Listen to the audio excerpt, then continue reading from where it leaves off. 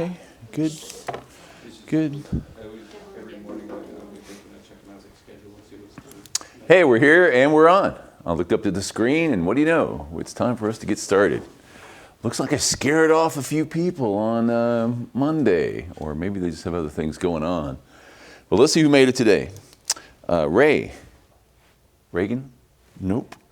Okay. Emily? Hi, Emily. Jacob?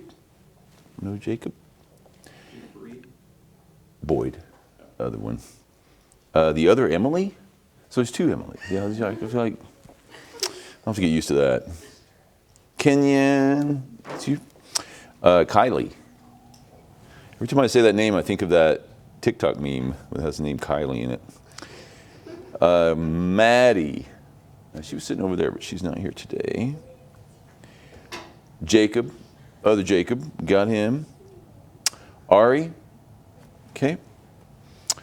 And Colby. No Colby. That's the second time he's missed. Wyatt. It's you. Good. Addison. No Addison. Braden. Olivia. Okay.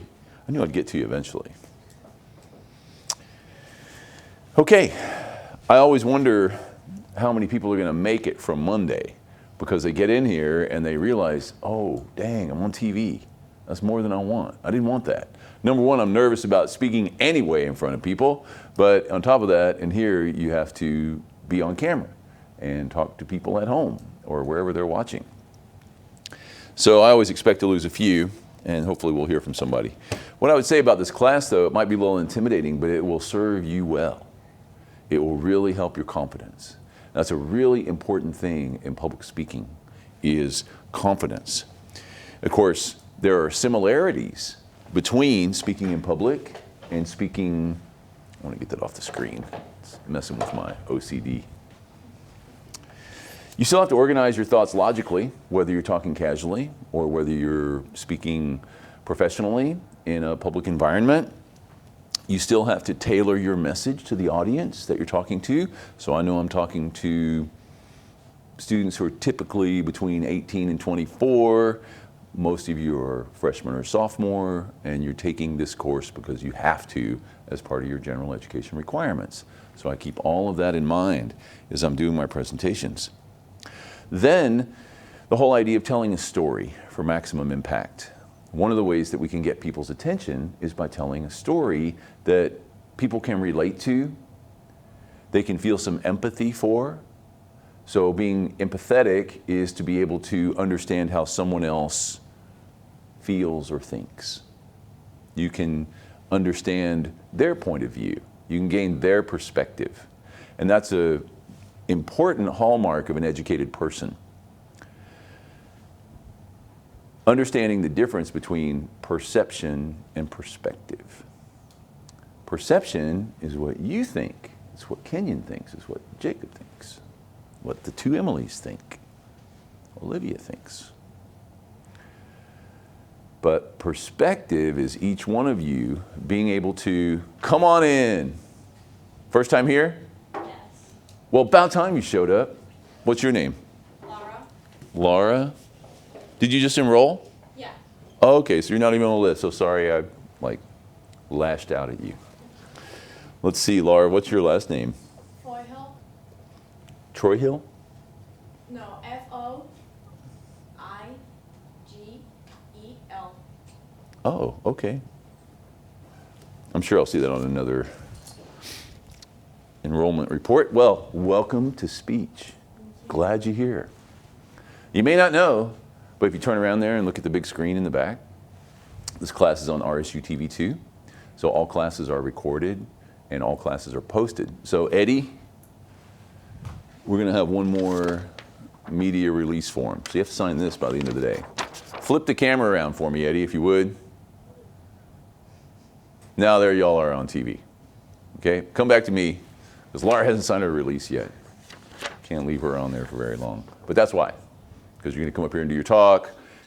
If occasionally we'll show the class in some kind of transitional moment, depending on what the director back there decides to do.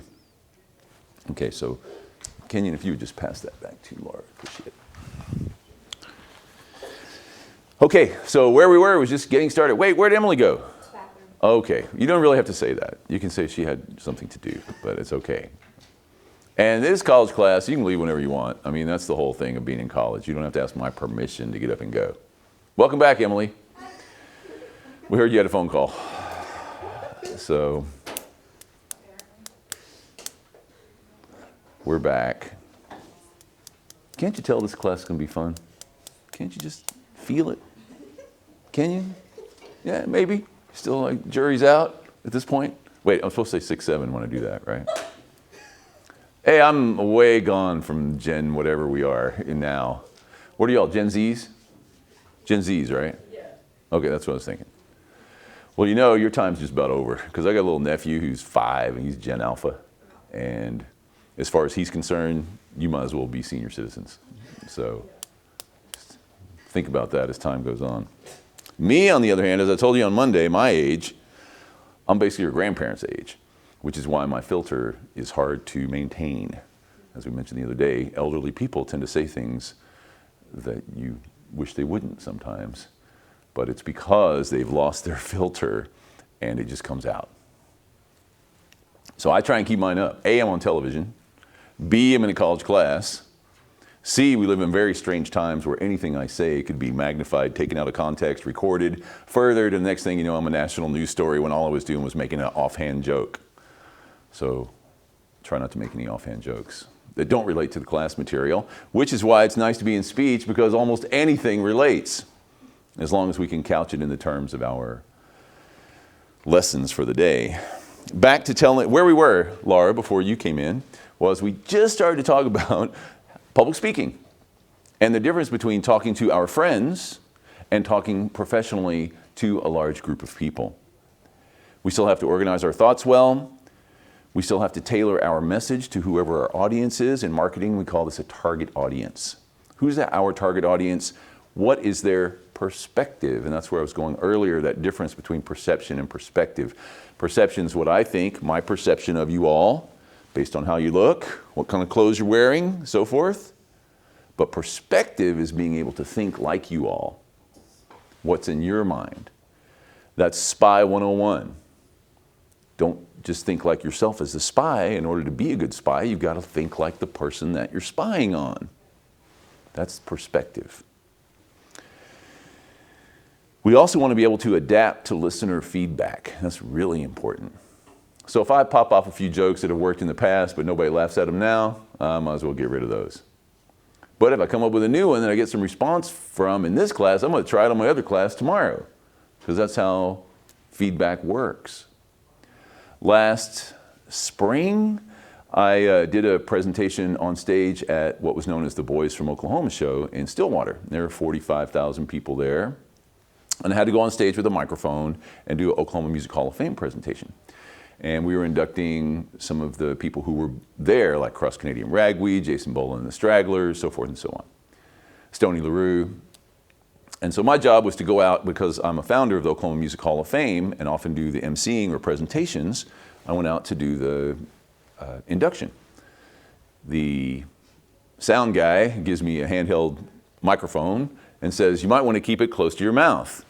I think, cool, thank you, I appreciate that. He doesn't know that I've been in broadcasting since I was 16, my entire life. I'm used to talking on a microphone all the time, and I've also been a performer a long time, so I know how close you need to be to that microphone to really use it correctly. But when somebody tells you something like that, you don't go into your whole thing, you're like, oh, thank you, I'm ready. So go out there, and I live in Stillwater anyway, so what's up, Stillwater? Big roar, 45,000 people comes back at me. It's like, okay, they're with me. Start my first induction, I think, was for Stoney LaRue, and I had to say a few of his song titles, what he'd been inducted, why he was being inducted, and then list a few of his song titles. So I said one song title, maybe, no, I didn't say Oklahoma Breakdown yet. That's probably the song he's best known for, but he didn't write. Mike Hosty wrote that song. That's a Hosty tune. So he has a couple other songs, like the One Note song that he has. So I mentioned that one note song, and I was ready to go to the next song title, and I was kind of moving too fast, and the crowd roared when I said one note song. But I wasn't ready for it because there was a little delay after I said it, and then the crowd roared back. So I'd already started my second song title. And I realized, wait, I'm going too fast. I need to let the crowd roar after every song title and then say what I'm going to say next. So after him, with regard to Jason Boland or Cross Canadian Ragweed, I was better set for those. And all those went fine. So it's online somewhere. You can see it, whatever. Go ahead. Which night did you speak? I think I spoke the Saturday night one is the one. And then I was just there the other, like, Thursday and Friday night show. I didn't go to the Sunday show. So, did y'all go? We went to the Thursday night show. Thursday night, okay, good. So that was a big event for Stillwater. Of course, it's going to do it again this year, and we'll see how all that goes. Why did I bring all of that? Oh, listening to audience feedback. How people respond to you is going to dictate how you talk. So when you're in here talking to us, and if you say something funny and people respond, you know, hey, that's a good way to go. Or if they lean in a little bit, or if they get quiet, if you're telling a dramatic story, something perhaps maybe even sad that happened to you, but it taught you an important lesson. Those are the kinds of things that draw people in as speakers. Of course, public speaking is more highly structured than regular conversation. So I'll be handing out an outline for you a little bit later that's going to be your first speech, which is your introduction speech, where you're going to tell us about yourself. And I've got it all set up here for you. So it's structured. Whereas when you have a conversation with your friends, family, casual conversations out in public, it's less structured. It tends to happen as however it needs to, based on what the requirements of the setting are. Also, public speaking requires more formal language. This is what we think anyway. We have some public speakers now on our national stage who don't seem to think that that matters at all. And I could play examples, but I'm not going to do that. We don't want to model bad behavior. We want to try and model good behavior. So in that sense, we want to stray away from what you might consider slang, maybe contractions. You want to be a little more formal about the way that you speak. And also delivery. When we talk to our friends, it's a more casual form of delivery. But when we speak to a group, whether it's people we work with or people that we perhaps are on a team with, or we're in some kind of socio-environmental group, whatever that might be, whether it's your church environment or a club you're in or some civic organization you're part of, you have a different way of speaking.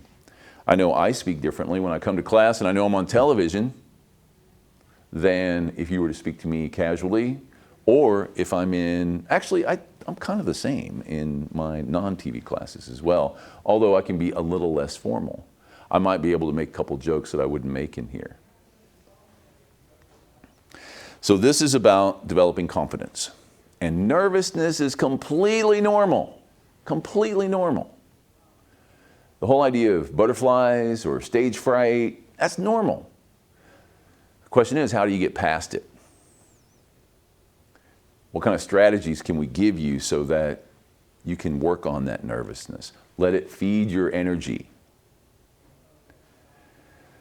But one of the things that we always talk about is eye contact. So when you're doing a speech to a group of people, you look around and see if you can make eye contact with everybody, if they're looking at you. Now, if not, and you don't want to do that, because sometimes making eye contact is too personal for some people. In some cultures, it's not even appropriate.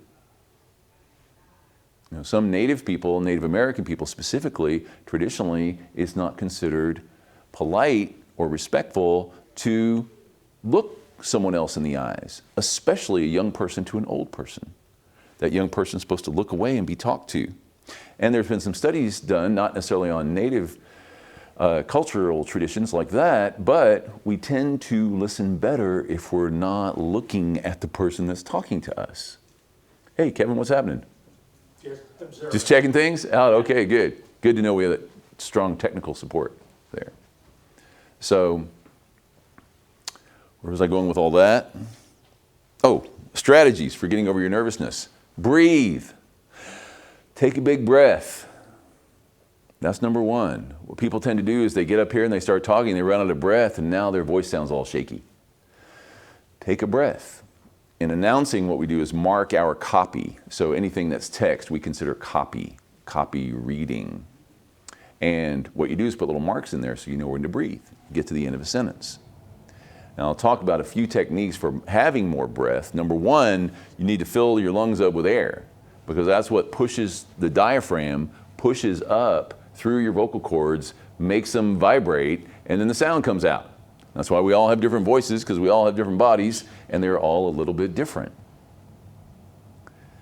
So that air is really important to you, and what you want to be able to do is talk a long time without taking a breath, but knowing at some point you're going to have to take a breath.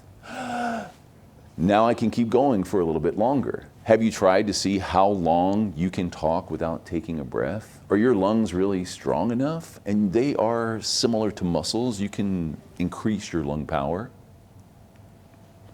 So you always keep a little bit of a reserve in your lungs instead of just talking them all the way out. And that's taking smaller, shorter breaths in between phrases than taking one giant breath at the end of a few sentences.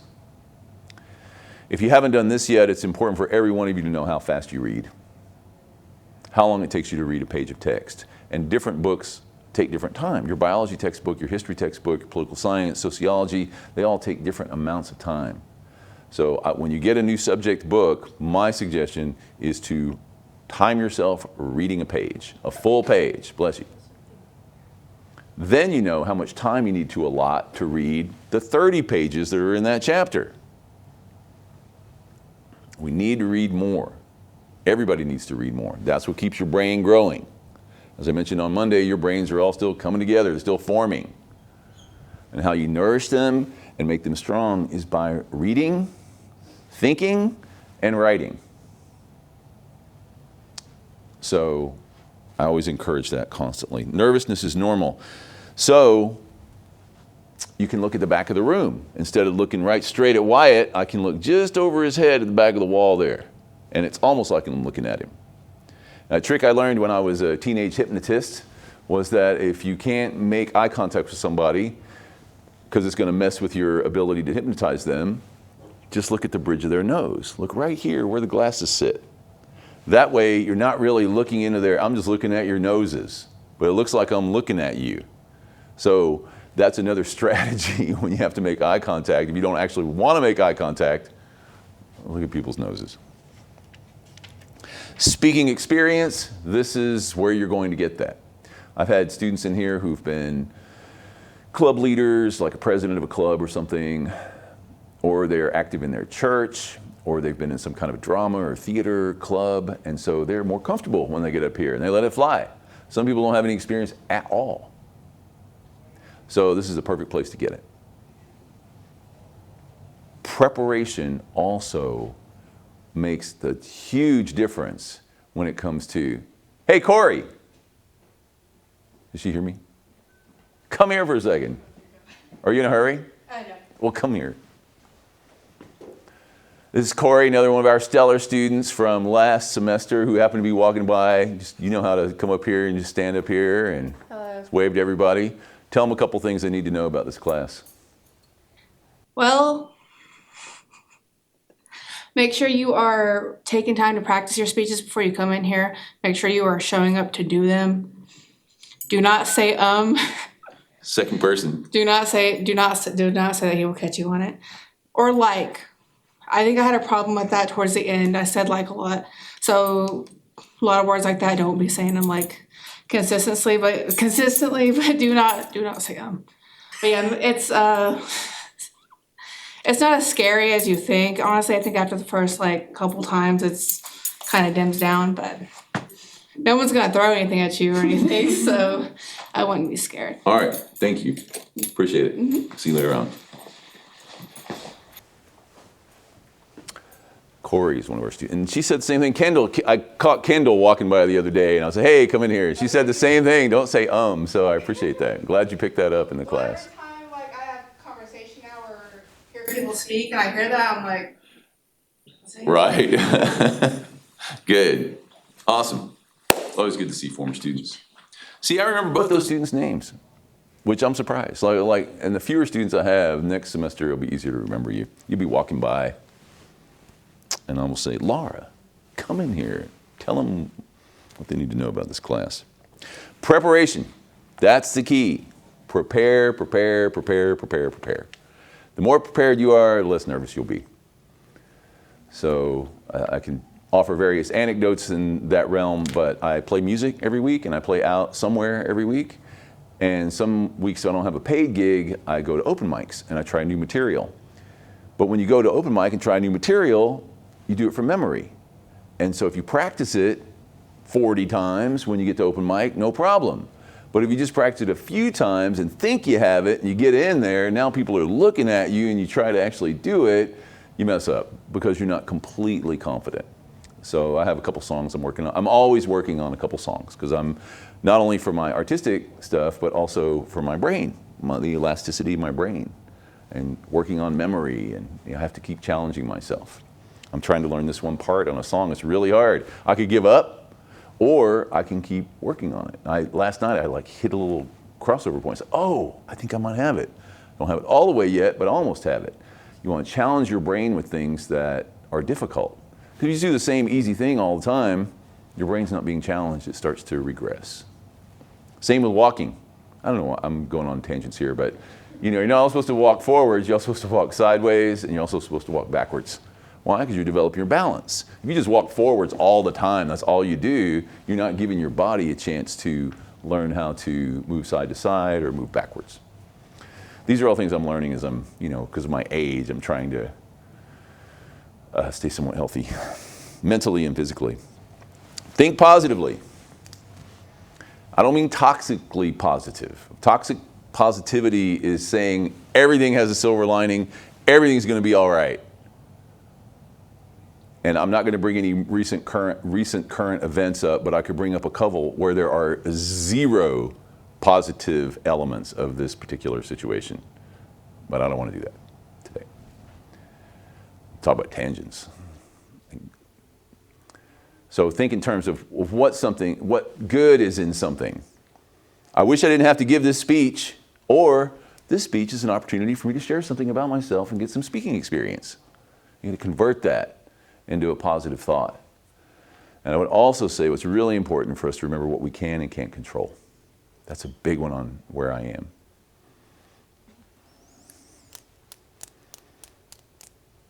The power of visualization, one thing you'll have to do, and it says at the top of your outline, is bring a visual. You have some kind of visual to illustrate things. Visuals really help people out.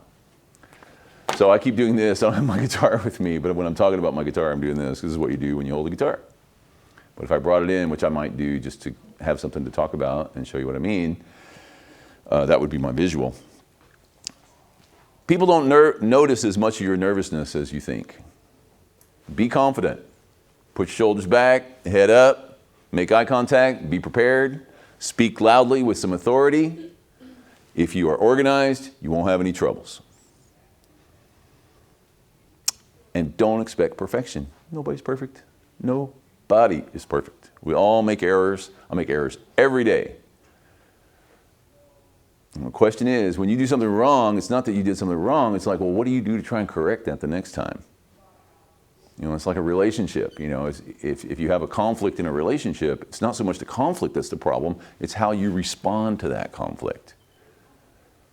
How are you going to move forward? So we run in this all the time as a manager and supervisor, and I interact with a lot of people. If I do something wrong or I embarrass myself or say something I wish I hadn't said, you own up to it. There's nothing wrong with saying, I apologize. Quick speech we're going to look at here. Civility is not a weakness. Being civil is not a weakness. Although now civility is what we are modeled to be, uncivil. You may have seen our executive officer who leads the country yesterday dropping F-bombs to Ford workers and then flipping them off on camera. That's our model. That now people in roles of authority don't have to have a sense of decorum and formality. So this is strange for a lot of us. But don't expect perfection. Nobody is perfect. Whether it's your addiction or whether it's the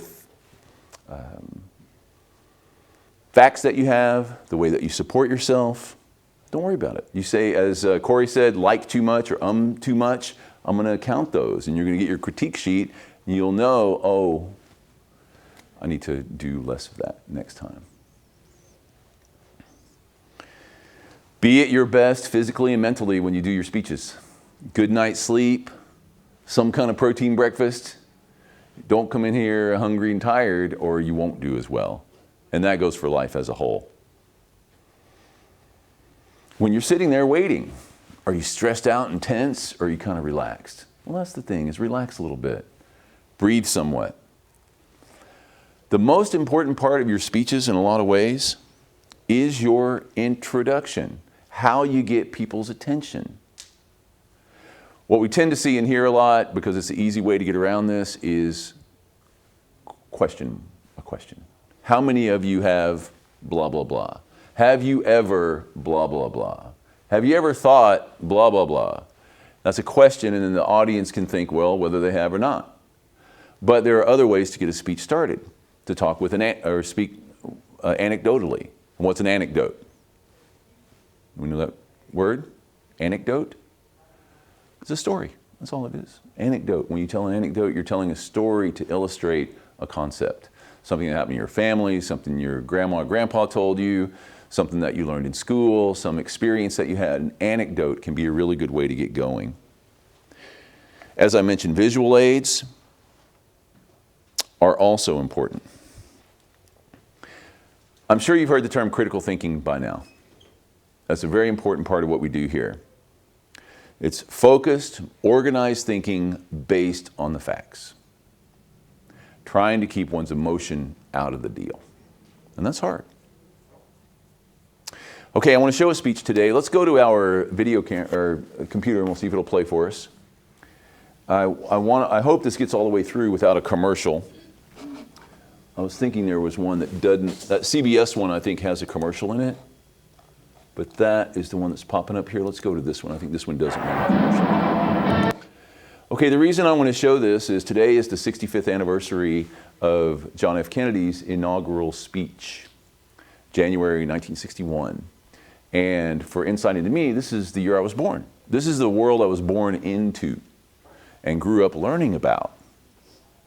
And although JFK was assassinated, the concept of his legacy carried forward. So when we talk about a speech, what we're about to see is a speech that is really a masterclass in speech. It's only 14 minutes. It's the kind of speech that lasts over time. There's a very famous quote in this speech: ask not what your country can do for you, but what you can do for your country. We know that. That's a famous line. And it comes out of this speech. But it also gets into the morality of what it means to be an American. And so on this anniversary of this, I want to play this. It's 14 minutes long. We'll have a little bit of time to talk about it. When we come back,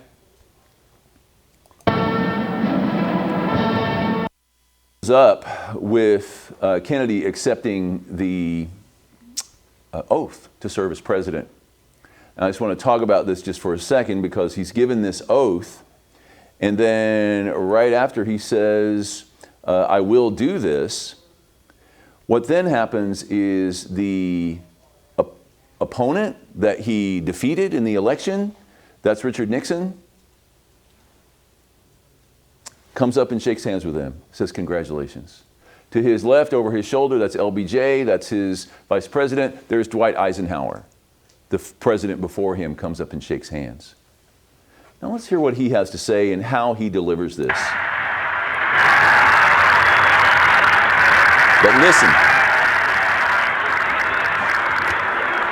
Vice President Johnson, Mr. Speaker, Mr. Chief Justice, President Eisenhower, Vice President Nixon, President Truman, Reverend clergy, fellow citizens.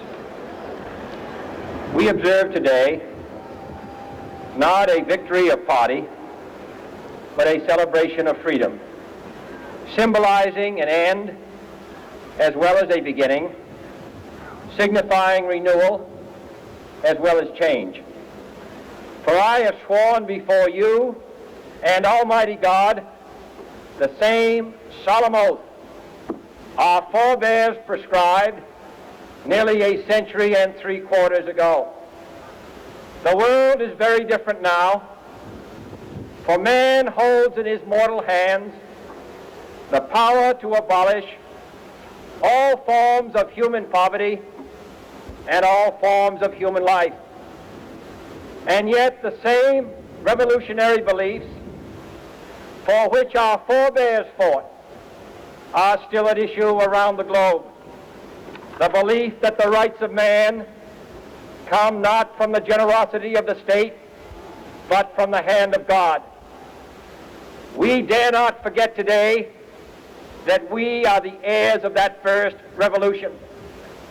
Let the word go forth from this time and place to friend and foe alike that the torch has been passed to a new generation of Americans born in this century, tempered by war, disciplined by a hard and bitter peace, proud of our ancient heritage, and unwilling to witness or permit the slow undoing of those human rights to which this nation has always been committed and to which we are committed today at home and around the world.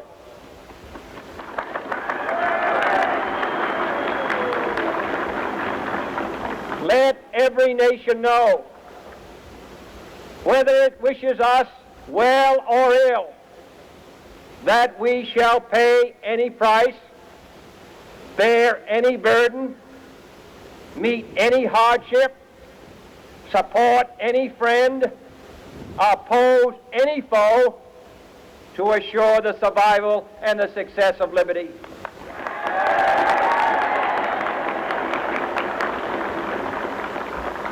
This much we pledge and more. To those old allies whose cultural and spiritual origins we share, we pledge the loyalty of faithful friends. United, there is little we cannot do in a host of cooperative ventures. Divided, there is little we can do, for we dare not meet a powerful challenge at odds and split asunder. To those new states whom we welcome to the ranks of the free, we pledge our word that one form of colonial control shall not have passed away, merely to be replaced by a far more iron tyranny. We shall not always expect to find them supporting our view, but we shall always hope to find them strongly supporting their own freedom, and to remember that in the past, those who foolishly sought power by riding the back of the tiger ended up inside.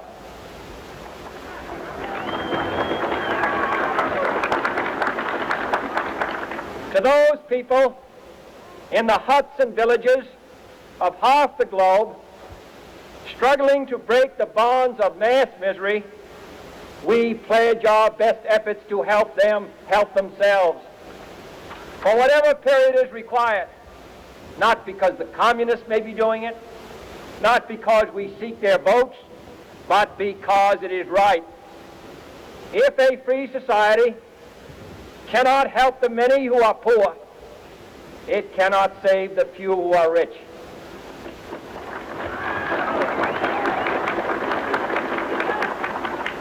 To our sister republics south of our border, we offer a special pledge to convert our good words into good deeds, in a new alliance for progress, to assist free men and free governments in casting off the chains of poverty. But this peaceful revolution of hope cannot become the prey of hostile powers. Let all our neighbors know that we shall join with them to oppose aggression or subversion anywhere in the Americas. And let every other power know that this hemisphere intends to remain the master of its own house.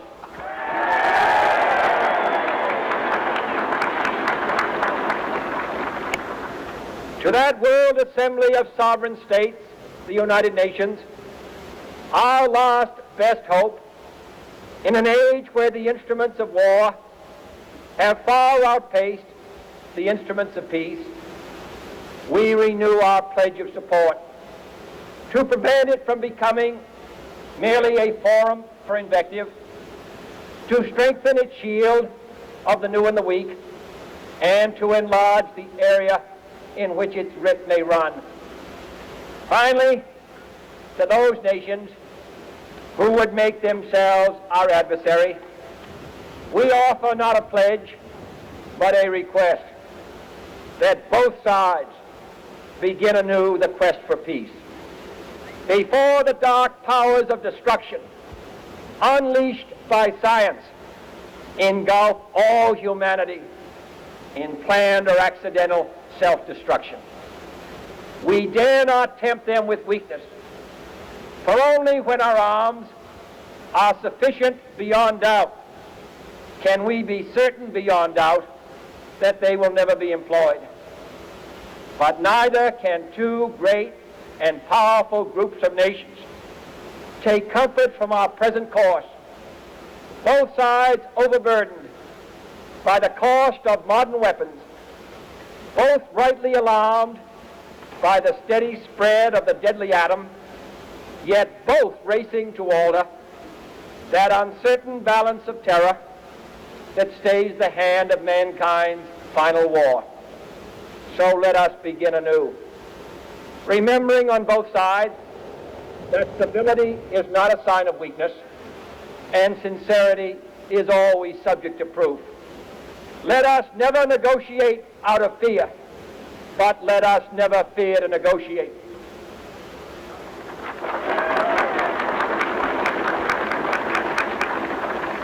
Let both sides explore what problems unite us, instead of belaboring those problems which divide us. Let both sides, for the first time, formulate serious and precise proposals for the inspection and control of arms, and bring the absolute power to destroy other nations under the absolute control of all nations.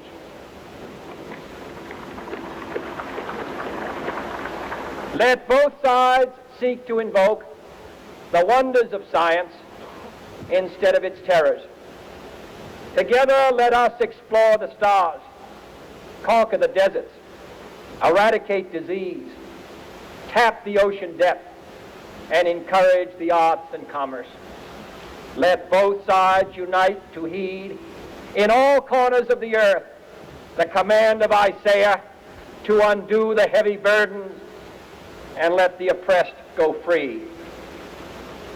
And if a beachhead of cooperation may push back the jungle of suspicion, let both sides join in creating a new endeavor, not a new balance of power, but a new world of law, where the strong are just, and the weak secure, and the peace preserved.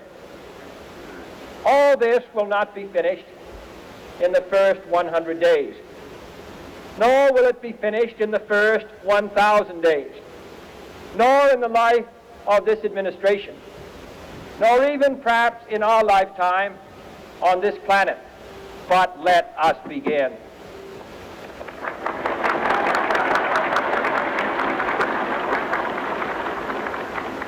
In your hands, my fellow citizens, more than mine, will rest the final success or failure of our course. Since this country was founded, each generation of Americans has been summoned to give testimony to its national loyalty. The graves of young Americans who answered the call to service surround the globe.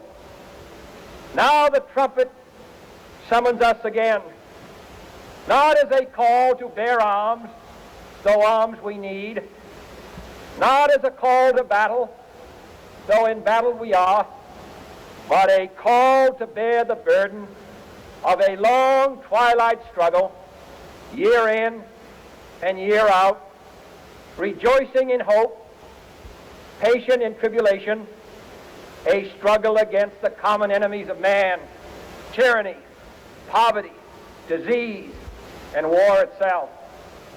Can we forge against these enemies a grand and global alliance, north and south, east and west, that can assure a more fruitful life for all mankind?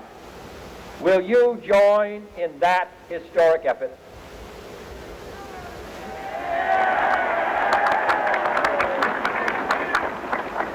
In the long history of the world, only a few generations have been granted the role of defending freedom in its hour of maximum danger. I do not shrink from this responsibility. I welcome it.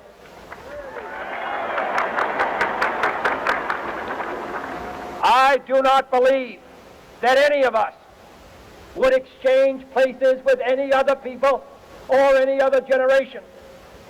The energy, the faith, the devotion which we bring to this endeavor will light our country and all who serve it. And the glow from that fire can truly light the world. And so, my fellow Americans, ask not what your country can do for you, ask what you can do for your country.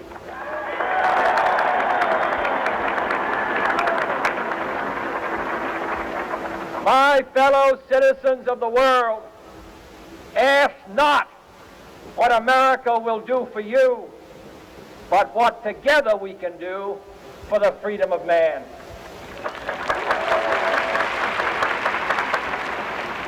Finally, whether you are citizens of America or citizens of the world, ask of us here the same high standards of strength and sacrifice which we ask of you. With a good conscience, our only sure reward, with history the final judge of our deeds, let us go forth to lead the land we love, asking his blessing and his help, but knowing that here on earth, God's work must truly be our own.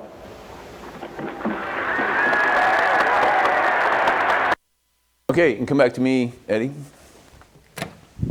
So what I would say about this particular speech, from my own point of view, I grew up with this speech like it almost, and I can't even tell you how many times I saw this in class, that and MLK's I Have a Dream speech.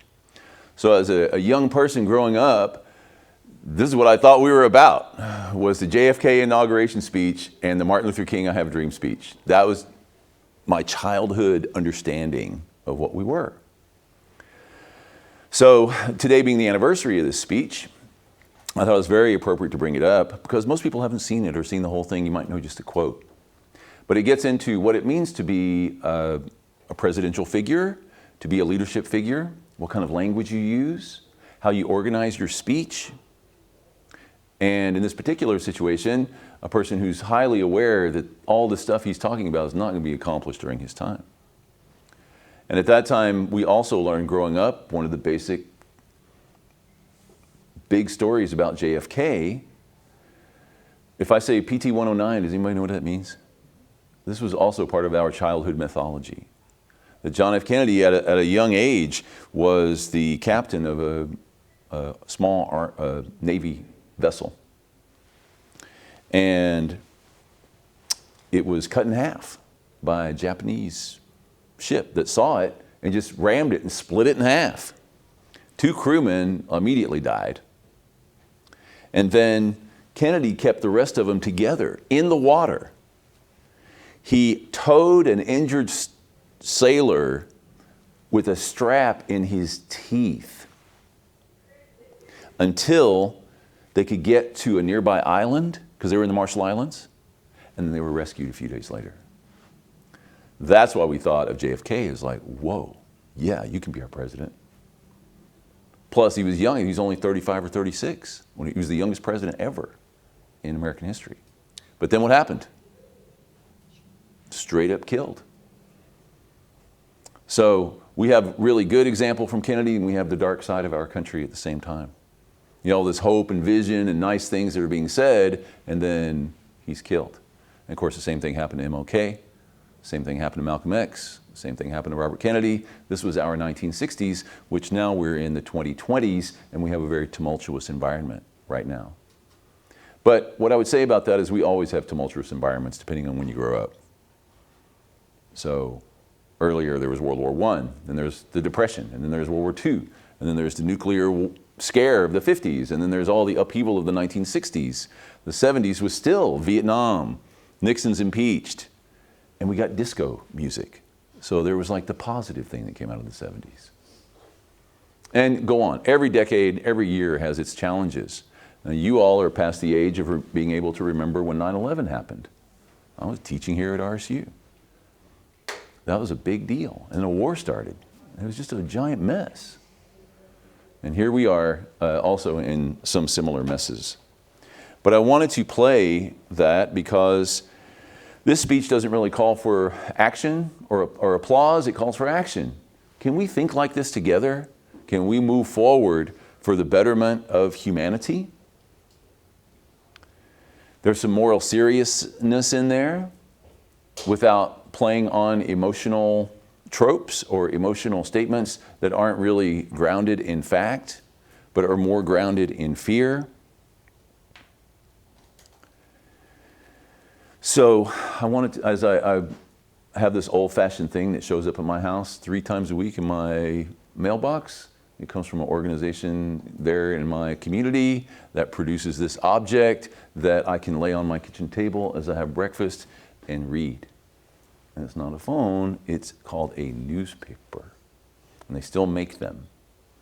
And they can enrich your life because they can inform you in deeper ways than just seeing a meme does or seeing a short video. So I was reading this morning and I noticed one of the first things it talked, well, on one of the feature pages was this the 25th or this the 65th anniversary of the JFK speech. Great, know what I'm doing in class today after we talk about the intro stuff. But it also talked about the data center being built here in Claremore that nobody knew about until about a month ago. If you're not aware of that, going north of town by the industrial park. Now there's concerns about electric bills and water usage and some other things. It's not my world. I don't know that much about it. I don't know whether data centers are really good or really bad. But I'm reading about it, I'm interested, but people in Claremore didn't even know it. And there it is in my newspaper that they're now asking a lot of questions about it. But all that supports AI, and AI is going nowhere, and we have to learn how to use it, and we'll be talking about that next week when we come back, because AI can benefit you in the right situation. All right, what I'm going to do today is just pass out these outlines for your introductory speech. You don't have to do it on Monday, but when we come back on Monday, we'll go through this, we'll talk about a few more strategies, and get you ready for this initial introductory speech. For those of you watching at home or couldn't make it to class today, or you're going to watch the recording later, you're going to need to get one of these on Monday for sure. So if you didn't make it today, I'd show up on Monday. Any questions? So on Blackboard, there's an assignment. Don't worry about it. Don't worry about No, I've tried to make them all invisible. Skip it. The only thing you have to worry about in this class are the speeches in this class. Okay. And that's it. Other classes do other things, but this is how I run this one. Okay? Thank you for asking that. All right, I wish you all a good weekend. Make good decisions. And we'll see you next Monday.